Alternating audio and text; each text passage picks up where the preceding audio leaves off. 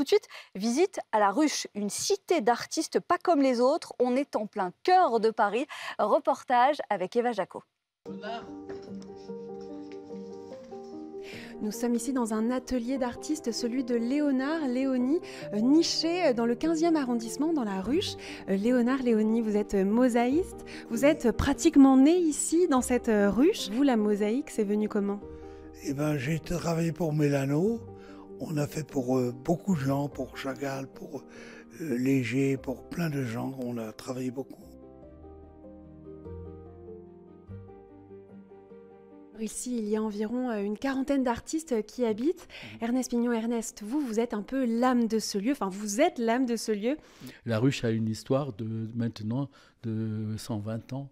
C'est-à-dire qu'au début du XXe siècle, c'est un sculpteur, Alfred Boucher, qui est un peu oublié maintenant, le pauvre, qui était très célèbre et qui avait gagné beaucoup d'argent. Il avait cette idée probablement Fourier de phalanstère d'artistes, vous voyez. Donc il avait par hasard acheté un terrain en plein Paris, là maintenant dans le 15e. Et à ce moment-là, on démolit l'Expo universelle. Et il se met à racheter des éléments. C'est une très belle structure métallique faite par Eiffel. Et là, il commence à installer une quarantaine d'ateliers. Là arrivent à ce moment-là les artistes juifs qui fuient les pogroms.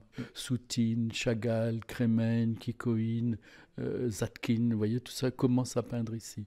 Voilà. Et là, la Ruche devient des foyers, même le lieu d'origine de l'école de Paris, on peut dire.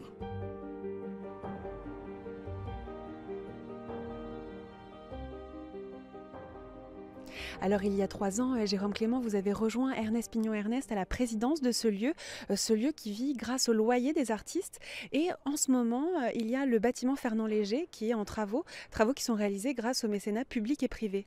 Cette fondation, elle vit des loyers des artistes, mais ces loyers sont volontairement bas, de façon à ce qu'ils puissent être aidés et soutenus.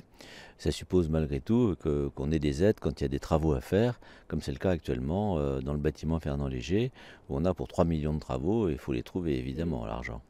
Et là, vous cherchez encore 1 million, il me semble. On cherche à peu près 1 million pour la deuxième phase, oui, parce que la région, la ville, l'État, la Fondation Gessina, la Mission Berne, tout le monde s'y est mis pour la première phase, mais il faut faire l'intérieur. La Ruche expose un artiste tous les 15 jours et chaque année, en septembre, à l'occasion des Journées du patrimoine, a lieu une exposition collective. Reportage à la Ruche avec Eva Jaco. Merci.